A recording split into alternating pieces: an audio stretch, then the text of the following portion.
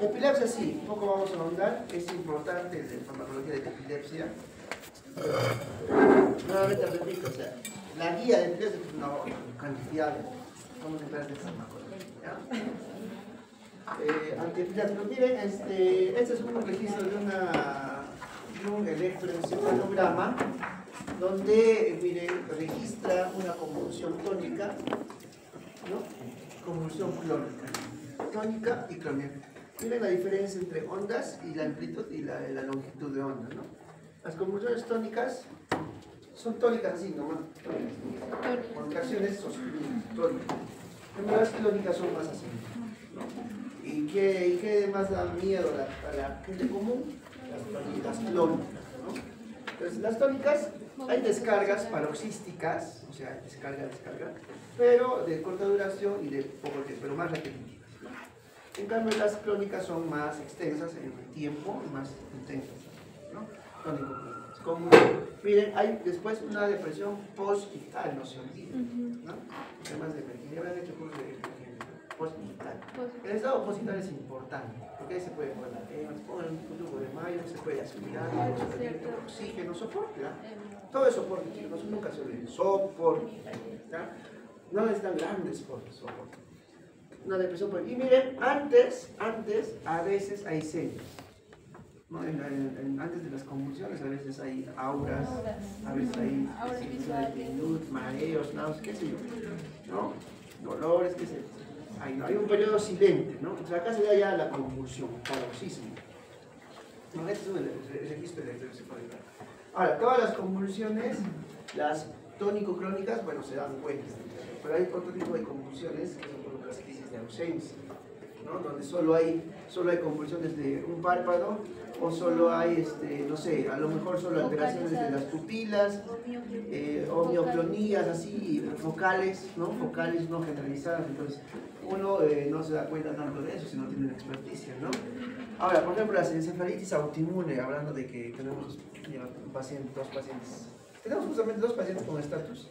Uno se piensa en encefalitis, el otro parece tóxico porque consume éxtasis. Ambos jóvenes, uno de 17, otro de 25, ¿no? Entonces, bueno, las convulsiones de todas las encefalitis que he visto, antes las encefalitis se consideraba una enfermedad psiquiátrica porque empezaban así. Recién los diagnósticos se están dando, chicos, de encefalitis autoinmune, ¿no? Recién, imagínate, sea antes como y todos empiezan con trastornos psiquiátricos, ¿no? Entonces, las convulsiones de una encefalitis autoinmune generalmente, bueno, en mi experiencia, generalmente he visto que son más así convulsiones mioclónicas faciales o de brazos. Pocas son las clónicas, pero hay. O son mixtos, clónicas, pero hay tipo ese como un bebé succionando, igualito, así son las convulsiones. Tipo succión orofaciales, igual. ¿No? Entonces, eso requiere electroencefalografía para ver justamente, ¿por qué se pide electroencefalografía? Justamente cuando hay esas crisis de ausencia que no se notan tanto, pero que solo se adormece, digamos, y puede ser una convulsión, entonces hay que pedir electroencefalografía y se va a ver el paroxismo, la descarga eléctrica, es convulsión. Dicen que los anticonvulsivantes, como cualquier otro fármaco, por ejemplo, ¿hay cura para hipertensión arterial secundaria o solo tratamiento? Solo tratamiento. Igual, menciona que en las convulsiones, bueno, la descarga eléctrica va a estar presente siempre ahí. La cuestión es que no convulsiona. Entonces ahí se usa anticonvulsivantes. Es como un foco que está destellando, y tú lo tratas de acorralar a un solo ladito para que convulsiones solo esas ahí nomás, ¿no? O sea, los anticonvulsivantes no anulan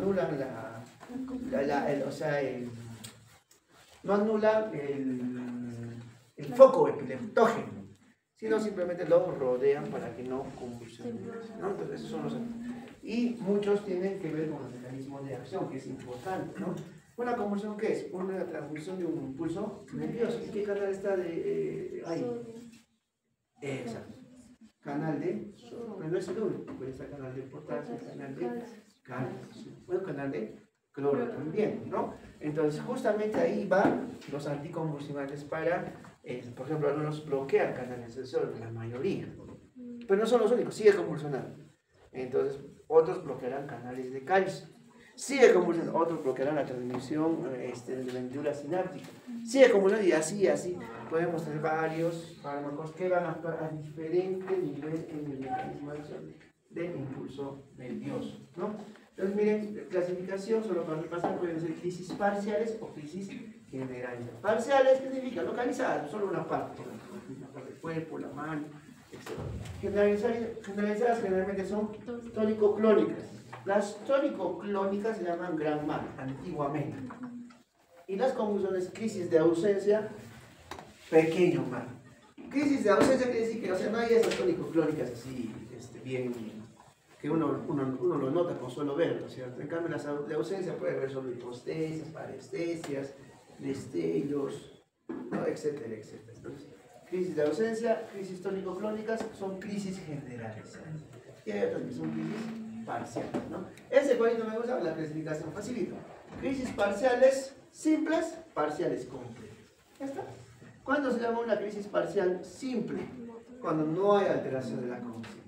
¿Cuándo se llama una crisis parcial compleja? Cuando hay alteración de la conciencia. Eso es importante en semiología. Cuando ustedes vean a un paciente que convulsiona, pregunten, ¿cuánto tiempo ha convulsionado? Entre convulsión y convulsión, ¿ha recuperado la conciencia o no ha recuperado la conciencia? Eso es importante para ustedes, para ver si estamos ante un estatus epiléptico. Porque teóricamente, o de manera operacional, un estatus epiléptico se define cuando las convulsiones no ceden más de 5 minutos y no hay recuperación de la conciencia entre convulsión y convulsión. Esa es la definición operacional, ¿ya? Entonces, sí, bueno, las crisis parciales o simples o complejas. Simples, sin alteración de la conciencia, complejas, con alteración de la conciencia. Y las crisis generalizadas. Esas son las crisis parciales, simples y complejas. Generalizadas, ¿no? Las generalizadas pueden ser tónico-clónicas, solamente clónicas, solamente tónicas o mixtas, ¿no? Tónico-clónicas, ¿no? Mioclónica, clónica, tónica, etcétera, etcétera, ¿no? Son crisis. Las crisis de ausencia son parciales o complejas. Parciales, motores, síntomas motores sensitivos, autonómicos, psíquicos también, ¿no? Psíquicos también, etcétera, etcétera, ¿no? Ese segundo, miren como convulsiones focales, convulsiones generalizadas, ¿no? Miren, crisis de ausencia generalizada, ¿qué usan? La motricidad. Crisis de ausencia generalizada. Mioclonías generalizadas, aquí está el levetiracetam, ¿ya? Y miren, crisis tónico-clónica generalizada, la motrigina, levetiracetam, topirana. Ahí la vamos a ver, ¿ya? Solo a modo de funcionar. Entonces, mecanismo de acción de los principales fármacos antiepilépticos, esto es teórico, miren. Bloqueadores de los canales de sodio, dependientes de... Ya hemos visto harto canal de sodio. Canal de sodio tiene que ver con el transmisión de impulso nervioso. ¿Y qué son las convulsiones? Son transmisiones pues, hiperexcitadoras del canal de sodio. Entonces hay que bloquear el canal de sodio. ¿Quiénes son? Carbamazepina. Pregunta exacta. Carbamazepina. Fenitoína. La motrigina. Oxcarbamazepina, que es lo mismo que eso es lo que le aumenta un radical. Topirona, ácido valproico. ¿Ya? Entonces, esto recordar quiénes son canales, bloqueadores de canales de sodio, fenitoína, carbamazepina, ácido valproico, ¿ya? Esos, y oxcarbamazepina, esos, ¿ya? Aunque, sin embargo, un solo anticonvulsivo no solamente actúa sobre este canal, sino sobre otros también. Vamos a ver. Potenciación, a ver, entonces para reducir una convulsión ya anulo canal de sodio. ¿Qué más puedo hacer? Al canal de cloro, ¿qué lo hago? También potencia. Potencio. O sea, soy agonista del canal de cloro o agonista GABA. ¿Por qué? Porque el receptor GABA es un receptor inhibitorio. Necesito inhibir el impulso nervioso. Ahí tenemos con G de GABA, gabapentina. Esto, acá el libro menciona, gabapentina la han puesto acá. Inicialmente se creía que era un potente GABAérgico, pero sin embargo tiene otras acciones, pero se ha quedado en ahí, ¿ya? Entonces, listo. ¿Qué más están? Las benzodiazepinas.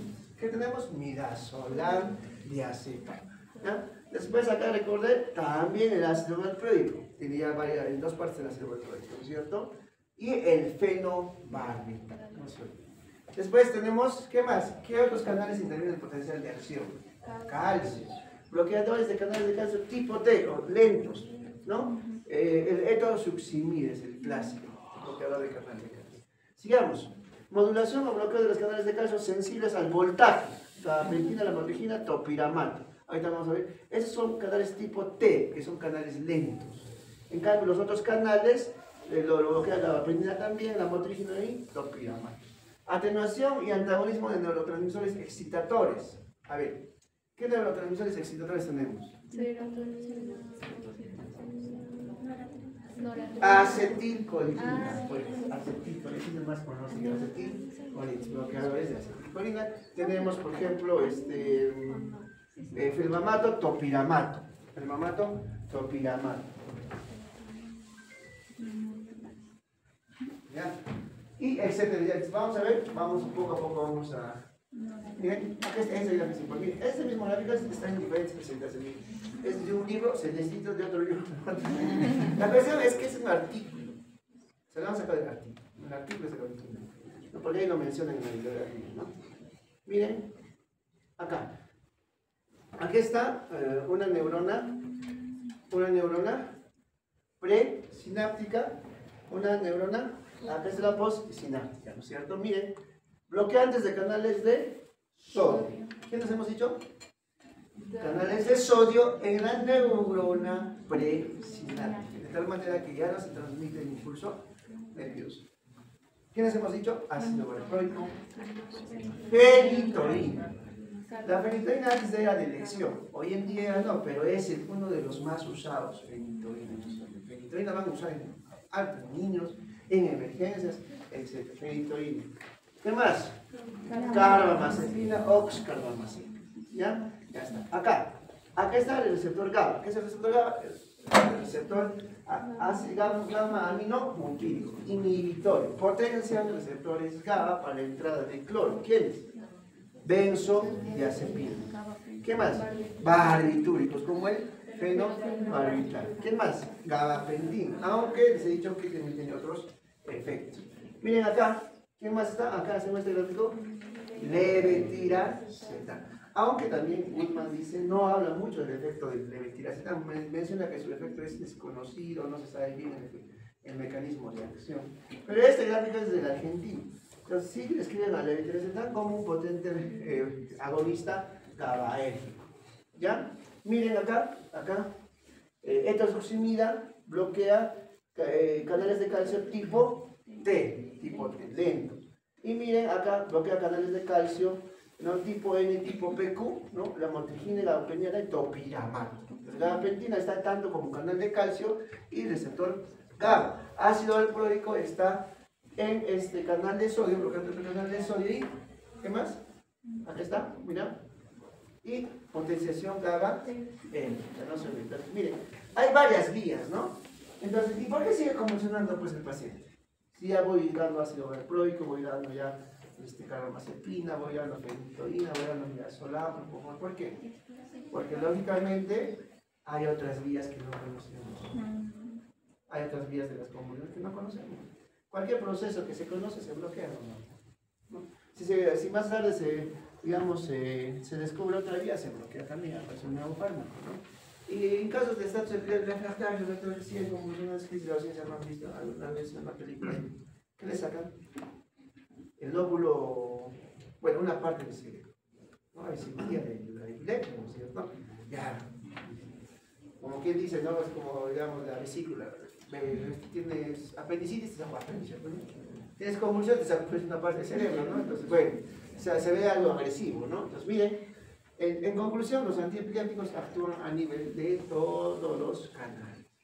Tenemos que bloquear la mayor parte de canales, ¿no?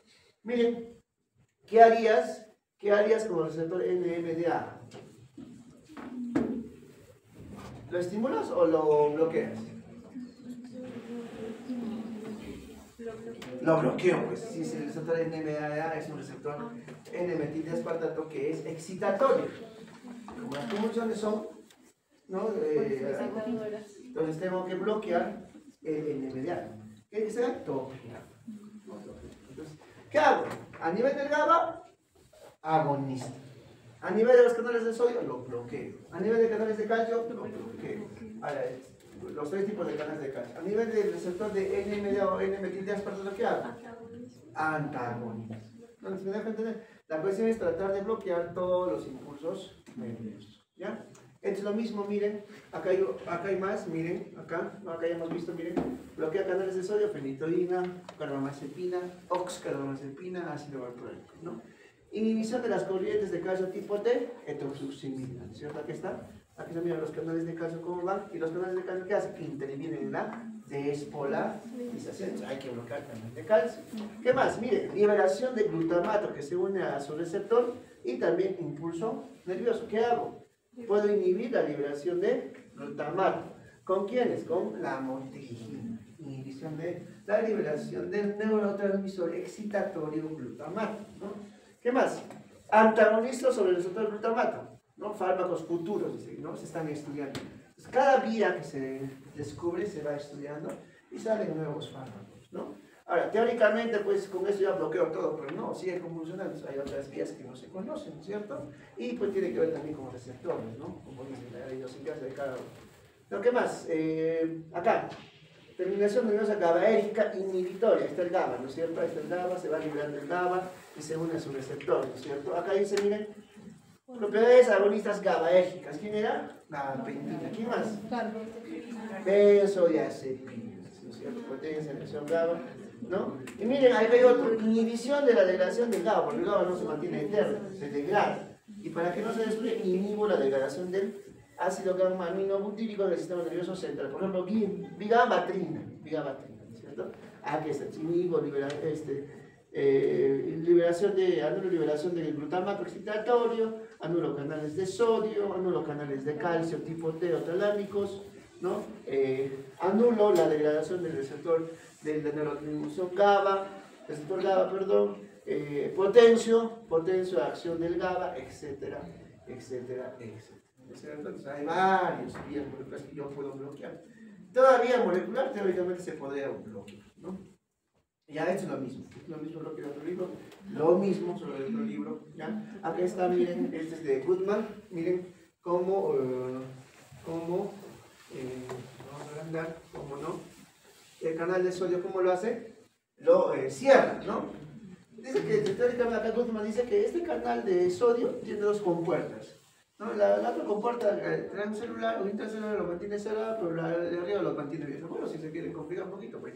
Aquí está, miren, carbamazepina, fenitoína, topiramato, bloqueadores de canales de sodio, ¿no? Y si queremos ser más específicos, compuerta inferior, así lo decimos, ¿no? ¿Qué más hace? Hay otro, glicosamida, ácido valproico, lamotrigina, ¿no? Y acá, canal de calcio, también otra vez ácido valproico y etosuximida, también, ¿no es cierto? Que cierra canales de calcio, ¿no?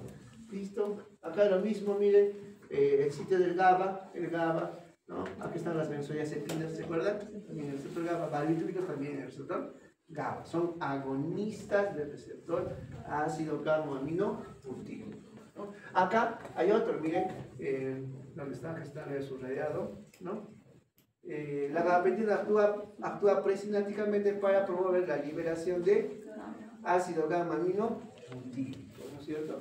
Estimula la liberación de ácido gamma aminobutírico. Ese es el neurotransmisor GABA. Su receptor es el receptor GABA. ¿Se acuerdan de lo? Aquí está, miren, aquí está todo, más de lo mismo, solo que de Guzmán. Lo mismo, este es el argentino y este es de Guzmán. Deben tener ese libro, ¿no? Aquí está, ¿no? No, este es de Guzmán, ¿no? Aquí están todos los moduladores de canal de sodio, bloqueadores de calcio, moduladores del receptor GABA, inhibidores de la absorción de GABA, inhibidores de GABA transaminasa. ¿Quién degrada el GABA? La GABA transaminasa, ¿no? Entonces también hay que se mide. Bueno, agonistas del receptor, antagonistas del receptor NMDA. Ahí está. Antagonistas del receptor N-metil de aspartato. ¿Ya? De aspartato. ¿Dónde está? El bamato, ¿no? El bamato. No es muy usado, pero miren, también hay antagonistas del receptor NM, así como agonistas del receptor GABA, hay antagonistas del receptor NM, y así, etcétera, etcétera. ¿Ya?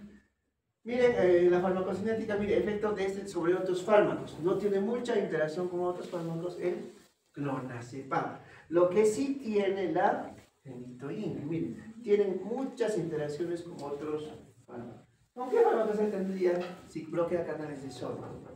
¿Qué creen que podrá producir un efecto para la fenitoína? ¿Qué tienen que monitorizar cuando pasan fenitoína, por ejemplo? Claro. Alguna vez he visto bloqueo por fenitoína, de verdad, el paciente convulsionando, fenitoína en infusión, 20 miligramos por kilo, viene de 100 miligramos, hemos puesto 18 ampollas en 100 de cloruro, en media hora más o menos. A los 15 minutos se empieza a hacer una bradicardia. Tenemos porque se puede bloquear, ¿no? Entonces, ¿cómo actúa también sobre canales de sodio? ¿Quiénes tienen canales de sodio? También las células de cardiomiólisis. Un efecto es un bloqueo. Y miren, tiene altos efectos colaterales, bueno, interacciones con otros medicamentos, por ejemplo, disminuye el efecto de los anticonceptivos orales, quinidina, vitamina D, ácido fólico, corticoides, teofilina, antirretrovirales, antimicóticos, praziquantel, etcétera, etcétera. Tiene bastantes interacciones con otros fármacos, la fenitoína. Y el clorazepam, ¿no? Casi con compuestos, ¿no? ¿Quién más? Fenobarbital también tiene hartos. Mira, disminuye el efecto de la carbamazepina, fenobarbital. Solo dicen, pero no mencionan por qué. Si uno lee, no mencionan cuál es el mecanismo, ¿no? Pero disminuye el efecto de la carbamazepina, ¿no? Bien, levetiracetam también es muy bueno, el famoso Keppra. Keppra es un nombre comercial de levetiracetam. Bastante hoy en día se está usando leve. Es muy bueno, muy bueno. Fenitoína es bueno, solo que tiene bastantes efectos colaterales, pero también se usa, es el más usado fenitoína y es barato también. ¿Ya? Y bien, la mayoría tienen efectos,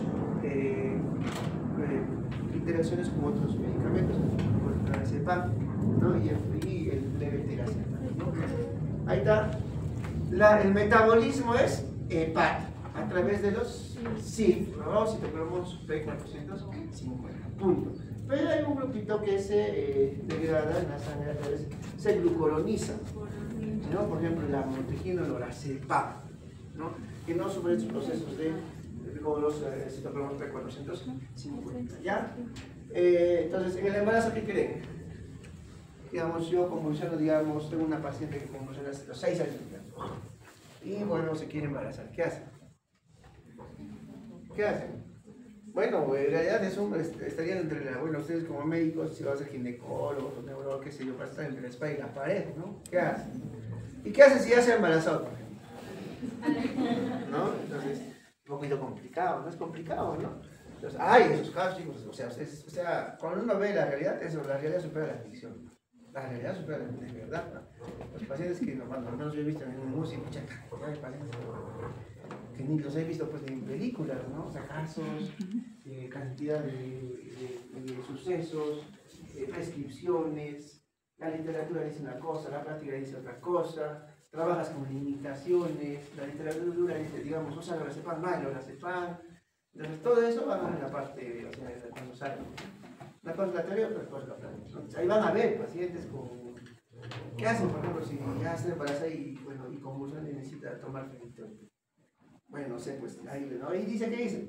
No, los médicos deben asegurarse de que las mujeres en edad fértil utilicen métodos anticonceptivos eficaces durante todo el tratamiento por el riesgo de malformaciones congénitas graves. Entonces, ¿qué harías?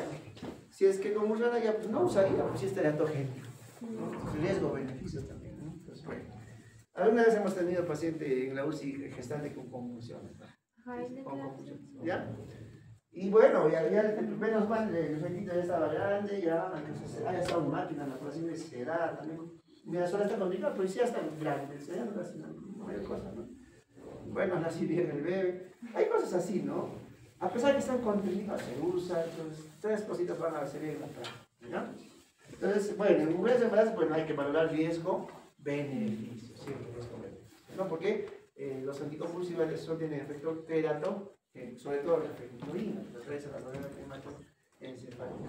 Para crisis de ausencia de elección generalmente se usa ácido valproico, también, crisis de ausencia. Para estado epiléptico, estatus epiléptico de elección de las nuevas vías, lorazepam por vía endovenosa. Ya no se olviden. Vamos a hablar de cada uno de estos. Miren lo que produce fenitoína, ¿no? Es creo que de los niños. Hasta como la otra dijo, no hay niños que convulsionan, ¿no? De manera que no se sabe o empiezan las convulsiones a cierta edad. Y muchas veces tomografía normal, resonancia magnética normal. Entonces, ¿por qué convulsiona? ¿A qué nivel se debe? Ya se da a un nivel micro, o sea, de células. Y eso no se ve en resonancia, no se ve en tomografía, ¿no? ¿Ya? Entonces, miren, uno de los efectos adversos, ¿no? Hipertrofia de las encías, ¿no? Incluso van a estos niños a odontólogos, tienen que hacer ciertos tratamientos, un poco complicado, ¿no? Entonces, miren, fenitoína reduce la propagación de encías, pero sin embargo no borra el foco epileptógeno, sigue ahí, solo que como quien dice, lo envuelve, ¿no? Pero sí detiene la propagación del impulso, ¿no?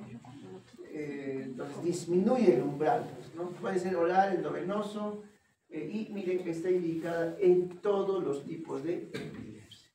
Claro que en algunos más que otros se usa otros, ¿no? Pero en todos se puede usar fenitoína, ¿no? Contraindicaciones tiene muchas, ¿has visto? ¿No? Muchos efectos, con muchas interacciones con otros medicamentos, ¿no? Pero sin embargo, la fenitoína, a pesar de tener muchas contraindicaciones, porque induce el sistema hepático de la citoplazma 50, aumenta el metabolismo de los anticonceptivos orales, anticoagulantes, la dexametasona, la Telcel, etcétera, etcétera. Pero sin embargo es el más usado. Es uno de los más usados, ¿no? Aclaración, es uno de los más usados, no el más usado. Es uno de los más usados, porque hay otros. ¿Ya? Es fenitoína, ¿no? Mire, el término epaminizar. Cuando viene un paciente a emergencia de convulsión del lado de azepam y sigue convulsionando, generalmente se pasa ya a fenitoína. Hay que epaminizar, te dice. Hay que epaminizar. ¿Cómo se epaminiza? Entonces, ¿qué quería decir? Epaminizar se ha hecho, no es un término que esté en los libros, pero se ha hecho muy común en la práctica cotidiana. Entonces dice administrar una dosis de carga de fenitoína. ¿Cuánta es la dosis de carga de fenitoína? Más o menos, según la bibliografía, algunos dicen 15, 20, 18, 20, 18 digamos, en término medio, miligramos por kilo. Por ejemplo, doctor, ¿cuánto pesa? 78. Ya, 78. 78 por 20 miligramos, por 18. ¿Ven? Explica pues. 78 por 18.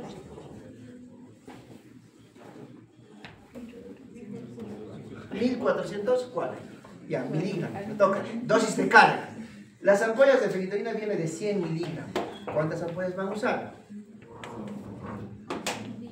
¿Cuántas ampollas van a usar, doctor? 14 ampollas de 100 miligramos. ¿Cuánto hacen? 1400 miligramos, ¿no? ¿Y cómo lo vas a pasar? Así, está de frente, ¿no? De preferencia, 14 ampollas, la licenciada la licenciada lo va a partir, lo va a poner en un envoltorio de 100, lo pones ahí, lo divides con cloruro y lo pasas en 30 minutos. No superar una velocidad indicada, 50 miligramos por minuto. Entonces, ¿por qué? Si lo pasas muy rápido también se puede bloquear. Entonces, lento nomás, pasas y dejan también de convulsión, ¿no? Eso se llama epaminización, una dosis de carga, un bolo, impregnar también dice, impregnado con fenitoína, ¿es impregnado? ¿No se epaminiza? ¿No? Bolo de fenitoína, administrar dosis de carga, ¿no? Efectos adversos tiene muchos, tiene bastantes efectos en el sistema nervioso, sistema vestíbulo coclear, ¿no? El vestíbulo coclear puede provocar un poco de intoxicación, una sedación y confusión, por supuesto, porque inhibe la transmisión del pulso nervioso. Y miren esta hipertrofia gingival, sobre todo de niños, ¿no? Y hirsutismo, ¿no? Es por eso que muchas mujeres que tienen antecedentes epilépticos dejan de tomar la fenitoína porque empieza a salir, ¿no? Miren, ya no es de primera elección la fenitoína, no para ninguno de los síndromes convulsivos, debido a sus efectos adversos y su intervalo. Sin embargo, es uno de los más usados, ¿ya? Ácido valproico, miren, ácido valproico se usa en todas las convulsiones también, pero más en crisis de ausencia, ¿ya? Crisis de ausencia. Pero igual es útil en todas las formas de epilepsia, pero más, el neurólogo, por ejemplo, si ve crisis de ausencia o convulsiones tónicas, ácido valproico, ¿no? Eso es especial, ¿no? Efectos adversos, muchos, insuficiencia hepática, enfermedad renal, puede haber alergia, ¿no? Sí, ¿no? Una vez vino un paciente, pensé que era quemado, porque vino con un síndrome de Steven Johnson. ¿Ustedes saben qué es, no? Sí, ella, reacción alérgica. Entonces Ha sido quemado por haber hecho un Steven Johnson. ¿Por qué? Era un pacientito que tenía síndrome de Down, pero era funcional. O sea, el paciente pues trabajaba, había estudiado, o sea, sus actividades normales. Entonces solo que convulsionaba. Entonces estaba tomando fenitoína, tomaba fenitoína. Entonces, no le estaba controlando las convulsiones y le cambia el neurólogo a ácido valproico. ¿Y que adivinan qué pasa? Toma ácido valproico y Steven Johnson, ¿no? Una personalidad severa, es un común quemado el Steven Johnson, se espera todo. Pucha, que la familia era bien, problema de bueno, ya. Salió dentro de la UCI y se le curaba todos los menos mal, había un residente de cirugía y todos los días le curaba, ¿qué pasa? No ha salido bien. La familia después de todo lo que nos ha dicho, pues se agradece. Entonces sí, puede producir, ¿no?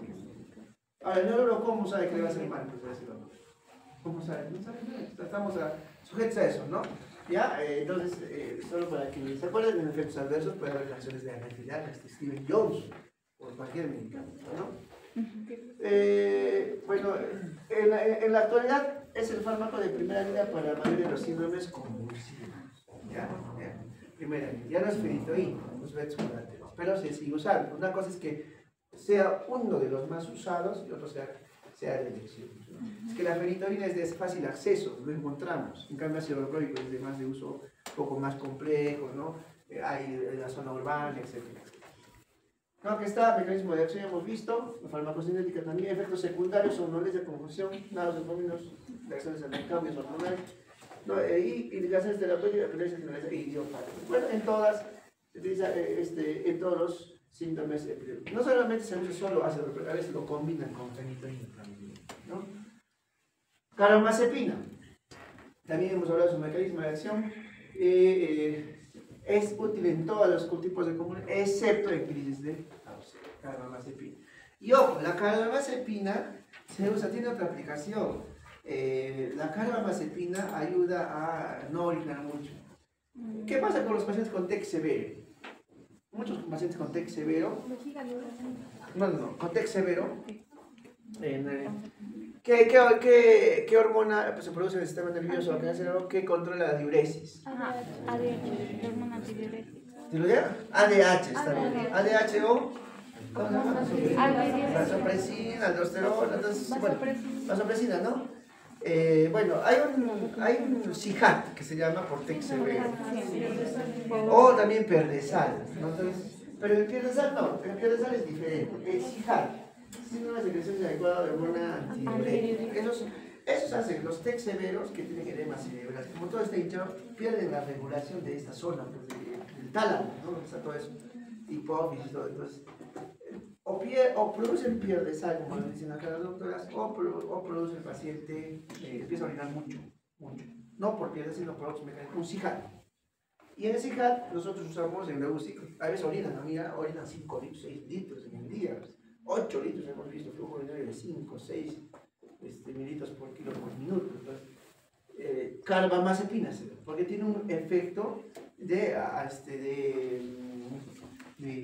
mantener la volemia, disminuir la diuresis, sobre todo en pacientes con SIHAT de diferente causa. El SIHAT te puede dar pues, por un TEC severo, te puede dar por un tumor cerebral, te puede dar por malformación arteriovenosa que se ha roto. O sea, cualquier cosa que afecte toda la parte del cerebro, ¿no? Entonces, ¿para qué se usa? Por ejemplo, la carbamazepina para aumentar la volemia, ¿no? Y ¿qué producirá? Si es que no hay SIHAT, ¿qué producirá la carbamazepina? ¿Qué trastorno se absorbe agua intravascular? Hiponatremia, ¿ya? Entonces, efectos adversos, ataxia, distancia, vértigo y sedación, ¿no? Un poco de sedación. También hiponatremia, ¿ya? Interacciones farmacológicas, aquí están efectos secundarios, hiponatremia un 20%, hipersensibilidad, etc. Bueno, esto de hipersensibilidad, pues, yo me acuerdo nomás cuando era alumno, ¿no? El docente nos preguntaba, el doctor Paine, que nos enseñaba.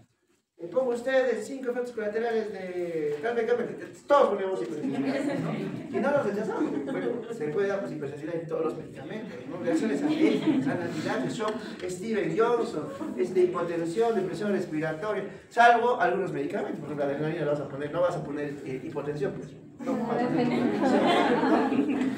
etcétera, etcétera. Entonces, succinida, recuerden, inhibe las corrientes de calcio de umbral bajo, que son las corrientes tipo T de canal de calcio, ¿no? Miren, es fármaco de elección también en las crisis simples de ausencia y se tolera particularmente bien en niños, ¿no? En niños es bastante sucio. Y bueno, puede hacer que las crisis tónico-clónicas empeoren, ¿no? Produce como un tipo de síndrome de abstinencia también esta endosuficina, ¿no? Al igual que los anticonvulsivantes no se deben suspender así porque puede producir un efecto rebote. Pero no es tan conocido ese efecto como, por ejemplo, las benzodiazepinas o los glucócorticos. Vigabatrina, bueno, esto es solo modo de información, ¿no? La motrigina también, bueno, su mecanismo de acción nomás, ya hemos visto. Gabapentina sí es importante, ya, se usa como antiepiléptico, buen antiepiléptico, ya, pero aparte se usa para tratar del dolor neuropático en pacientes diabéticos. Ese dolor quemante, punzante, por la neuropatía del diabético, eso se trata con gabapentina, no se olviden, ¿no? Bariúricos, el fenobarbital es el más usado, tiopetal sódico no está bien, ¿no? Y los demás se han dejado de usar por sus efectos tóxicos, colateral de presión respiratoria, de presión cardiovascular, coma y muerte. El más usado es el fenobarbital y se usa bastante en pacientes pediátricos en convulsiones neonatales. También se usa en adultos en estatus epiléptico, ¿no? En ampollas. Y dicho sea de paso, fentanilo, fenobarbital, morfina, oxicodona, etcétera, eso se hace en un recetario especial, no se vende así, pero así se hace en un recetario especial triple, ¿ya? El fenobarbital, ya hemos visto, es un potente, es un agonista GABAérgico, ¿no es cierto? Y aplicaciones, convulsiones en neonatales, bastante usado, ¿ya? Etcétera, fenobarbital con crisis en recién nacidos. Benzodiazepinas ya hemos hecho, interacciones mínimas en diazepam, ¿no? ¿Se acuerdan del código de interacciones farmacológicas? Casi no tenía el diazepam, ¿no es cierto? Buena benzodiazepina, convulsiones. Ahora en tabletas, si viene un paciente convulsionando, ¿qué le hace? ¿Tabletas o ampollas? Ampolla, pues, no va si no puede ir. O sea, ampolla, ¿no es cierto? Tabletitas, diazepam, o sea, consume el diazepam. Aunque es mejor, o sea, más tolerable, clonazepam. Clonazepam, cuarta tabletita, ¿no? Suficiente, cuarta tabletita, no te va a hacer abstinencia, ni delirio, nada, o sea, no. A veces la gente común piensa que te vas a... No es así. Hay delirio, abstinencia cuando usaste la vida. No, dicho sea de paso, tengo un colega que todas las noches toma su clonazepam, pero cuartito nomás, ¿no? Si no, eso no duerme. Ya hay gente que no duerme sin eso, ¿no? Alprazolam también, ¿no? Pues sí, se coloca alprazolam mejor, ¿no? ¿Listo? Entonces, inicio de acción, no manejar después de tomar, por supuesto, ¿no? No van a manejar pues, después de tomar, ¿no? Se van a dormir, ¿no? Igual, produce somnolencia, ¿ya? Bien, inicio de acción, clonazepam 1 a 5 minutos, diazepam 15 a 45 minutos, clobazam 2 a 3 horas, clonazepam 20 a 60. O sea, ¿cuánto tenemos que esperar para que más o menos te dé sueño con clonazepam? Una horita, pues respirable, toda mi estoy, ¿no? Una horita, ¿no? Ese accidentado, así pues te diga, no, a veces el examen de accidentado, internado, a veces no puede dormir, pues siempre es lo normal esperable, ¿no? Algunos tampoco no controlan, ¿no? No hay problema. ¿Qué más? A ver, carbamazepina, la dosis es 200 miligramos cada 8, eso lo vamos a ver después. Etafenitoína, la dosis de carga, 20 miligramos por kilo, ¿no? Esto es bueno, inicialmente, ¿no? ¿Por acá hay otro? ¿Pero dónde está? Fenitoína, no. Carabapenina vamos a hacer. Acá está, fenitoína, esto que tienen que saber. Por vía parenteral, en vía endovenosa, miren. Diazepam en adultos, de frente a ciegas, chicos. 10 miligramos en 2 minutos. Ya. Entonces, si tu paciente viene con congruencia, diazepam, intramuscular, 10 miligramos, porque la poli viene de 10 de frente. Y en el niño, 0.5 miligramos por kilo. ¿En cuánto tiempo? No le vas a poner así, o sea, 2 minutos, 2 minutos, 3 minutos, ¿no? Y no se desespera, cuando ven convulsionando la gente ya se desespera. O sea, ustedes, como son médicos, ya agarran todo, la cremita de mayo, les ponen oxígeno, lo hidratan, una bien venosa, diazepam. Y esperamos un poco, porque sí se ve con diazepam. Solo que se va a dormir, un poquito se puede aspirar, ¿no? Va a dormirse, ¿no? Tranquilo. Se puede chocar un poco, le pones una vía, le pones clorurito y lo sueltas, ¿no? Fenitoína, infusión, 20 miligramos por kilo a 50 miligramos por minuto. Esa es la velocidad. Si superas eso, pues se puede bloquear, puede haber efectos colaterales, ¿no? Esa es la infusión de 20 miligramos Algunos libros dicen 18, otros también he visto 15. ¿Ya? Nos quedamos con 20 o 18 a 20, ¿ya? Miligramos por kilo para dosis de carne. ¿Ya? Midazolam, bolos de 200 miligramos por kilo, bolitos. Bueno, ya, ustedes no van a usar midazolam, es más de uso hospital. No hay diazepam, efectos secundarios de la fenitoína, recuerden, hiperpicosis, ¿no? Hiperplasia gingival, osteomalacia, exantema, hiperglicemia, ¿ya? Ácido valproico, pérdida de pelo, hepatitis tóxica, pancreatitis, ovario poliquístico, etc. Miren, pero ve, en Juan han visto todos son efectos colaterales, ¿cierto? Pero se usan, tenemos que usarlos, ¿no? No tenemos, ¿no? Ahí está otra vez el estatus epiléptico, el cuadrito, estadio 1, 2, 3, cuando se usa, ¿no? Acá está suprarrefractario, refractario, suprarrefractario. El suprarrefractario que no cede con tratamiento de primera, segunda ni tercera línea, refractario que no cede con primera ni segunda línea. Y miren, refractario está midazolam, propofol, tiopental, pentobarbital. Tiopental, recuerden que es un variante típico de acción ultra corta, ¿ya? Estadio 4, estatus epiléptico suprarrefractario, o sea, ya se echó todo y sigue, ¿no? Bueno, anestésicos generales, otro tipo de anestésicos, ¿no? Etcétera. Hoy en día incluso ya hay ventiladores asociados a la sevofluoracto que usan los anestesiólogos, ¿no? Ya se está usando también, el sevofluoracto es excelente porque cuando te operan con sevofluoracto de anestesia, te suspenden y ya piensas de tratarlo, ¿no? Y no despegas con ese delirio, con esa agitación, ¿no? Más ese delirio, la agitación más se debe al fentanilo, a la benzodiazepina, ¿no? Listo, estatus convulsivo de dirección a la cabeza primera, lorazepam, ¿no? Lorazepam. Nada más antiparkinsoniano, ahí nos quedamos, ¿ya? ¿Qué hora es? ¿O falta un poquito? 6:30. Ya, terminamos, ¿ya? Antiparkinsonianos, un poquito, mira, poquito, ¿no? Antiparkinsonianos, el tratamiento es levodopa, punto. ¿Qué es lo que nos falta en la fisiopatología de Parkinson? ¿Qué nos falta? O sea, ¿qué de neurotransmisor? De dopamina. Pues, en Parkinson nos falta dopamina. Entonces, ¿cuál será el tratamiento? Le doy dopamina, pues levodopa. Pero, sin embargo, eso es teóricamente, porque hay una combinación. Miren acá, solo levodopa, en cambio, levodopa más carbidopa. ¿Cuál es mejor? Miren, por ejemplo, solo doy levodopa, ya solo doy levodopa, la mayor parte se elimina por el intestino, un 30% pasa a la sangre y un 1 a 3% llega al cerebro y produce su efecto. En cambio, si yo asocio levodopa con carbidopa, levodopa es la dopamina, o sea que lo han producido en laboratorio. ¿Y carbidopa qué es? Inhibidor de la dopa descarboxilasa, o sea, es un inhibidor de esa enzima que degrada la dopamina, que es la dopa descarboxilasa. Si yo asocio, porque eso lo han hecho en estudios, si yo asocio levodopa con carbidopa, poco se elimina, sigue eliminándose, pero menos que el anterior. 60% se absorbe de la sangre y un 10% llega al cerebro. Entonces, ¿cuál sería la elección? ¿Monoterapia o terapia combinada? Terapia combinada de levodopa más carbidopa. Eso es. Entonces, miren, en el Parkinson, bueno, vamos a repasar un poquito de la clínica, todo esto. Entonces, definición es un trastorno progresivo del movimiento que afecta principalmente a los ancianos. ¿Qué cosa hay ahí? Supresión de movimientos voluntarios, bradicinesia, es pregunta de examen, ¿no? ¿Qué más hay? Temblor, temblores, reposo y rueda dentada, ¿no? ¿Qué más?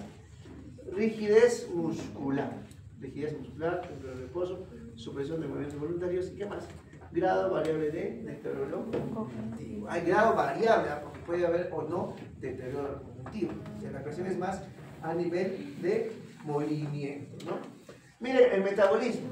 La tirosina forma el levodopa se convierte en dopamina. Dopamina se convierte en noradrenalina en adrenalina. Y miren, la L-dopa es un precursor de la dopamina. Por eso el tratamiento es levodopa, ¿no? Listo, miren, acá está este grafiquito, miren. Miren, acá está. Precursor de la dopamina, levodopa, ¿no? La levodopa se convierte en dopamina, la dopamina se libera y se une a sus receptores, ¿no? Aquí está el receptor de dopamina o de dopamina D2, aquí está el receptor de dopamina. Pero sin embargo, la dopamina se recapta y se degrada por una dopa descarboxilasa. Entonces, para aumentar yo la concentración de dopamina, uno le doy dopamina, que es la L-dopa, o inhibo la enzima que lo va a degradar a la dopamina. ¿Y qué enzima degrada? La dopa descarboxilasa. Entonces tenemos inhibidores de la dopa descarboxilasa, inhibidores periféricos de dopa descarboxilasa. Entonces va a inhibir la degradación de dopamina. ¿No es cierto? ¿Quiénes son? Carbidopa. No carbidopa. Entonces, ¿listo? ¿Y qué más tenemos que hacer? Antagonistas de receptores dopaminérgicos periféricos. Domperidona, bueno, acá esto. Solo tenemos que saber la L-dopa y los inhibidores periféricos de la dopa descarboxilasa. Nada más. ¿Listo? Acá está, miren, en la fisiopatología y la diferencia entre Parkinson y la Corea de la enfermedad de Huntington. ¿Ya?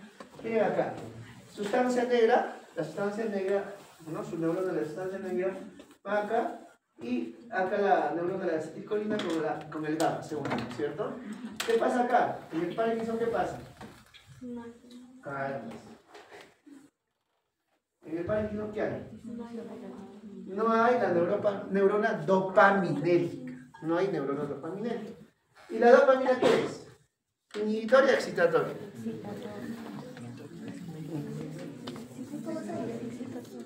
La dopamina es inhibitoria, ¿no? Por eso es que cuando no hay dopamina, tú estás pues temblor en reposo, hay una hiperexcitabilidad, ¿no es cierto? Por eso es que hay esa manifestación. Entonces, cuando no hay esa dopamina o neurona dopaminérgica, se produce ¿qué cosa? Parkinson, ¿no? En cambio, la Corea de Huntington o la enfermedad de Huntington, sí hay la neurona dopaminérgica, ¿no es cierto? Sí hay. Lo que no hay, ¿qué cosa es? El GABA. El receptor, el neurotransmisor inhibidor. Pero también entonces se traduce, hay también el exceso de, no, o sea, un exceso de, digamos, de excitabilidad, ¿no? En ambos casos, pero el mecanismo es diferente, ¿no? Entonces, fisiopatología, déficit de dopamina, ¿no? En el núcleo estriado por muerte de neuronas nigroestriadas, ¿no es cierto? Aquí está la sustancia negra, ¿no? Nigroestriada. Síntomas motores: bradicinesia, rigidez, temblor en reposo, que se en movimiento voluntario, alteraciones de reflejos posturales, etc. Centrales, puede o no haber alteración cognitiva, pero si es que las hay, puede llegar incluso a demencia y pérdida de memoria, ¿no es cierto? Alteraciones de la emoción, depresión, etcétera, etcétera, ¿no? Pero básicamente son los síntomas motores, esos son ¿no? Clasificación de los antiparkinsonanos, potenciadores de la actividad dopaminérgica. ¿Quién será? Levodopa. Sí, ese es el más común, ¿no? Y bloqueantes de receptores muscarínicos también. ¿Por qué? Porque los receptores muscarínicos, ¿quiénes son los receptores muscarínicos? Son los receptores de acetilcolina o receptores muscarínicos. Aquellos bloqueantes de los receptores muscarínicos también tienen que ver mucho en la supresión de los movimientos voluntarios, ¿no? Y miren, otros potenciadores de la actividad dopamina, levodopa, ¿y quiénes más están? Inhibidores del catecol o metiltransferasa, que también es otra enzima que va a degradar la dopamina, inhibidores de monoamino oxidasa táctica, ¿ya? Y también inhibidores de la L-aminoácido aromático descarboxilasa. Bueno, acá lo que tenemos que hacer es de la L2, ¿ya? Entonces, miren, a menudo se combina L-dopa con carbidopa. Ahí tenemos lo mismo, aquí está, miren, levodopa, ¿no? Cómo transforma dopamina, y la dopa tiene un efecto terapéutico, ¿no? Ahí están las vías moleculares, ¿no? ¿Dónde está? Ahí está dopamina, ¿no? Dopa descarboxilasa es la enzima, ¿no? Y aquí está, miren, compuesto levodopa más inhibidores de descarboxilasa, ¿no?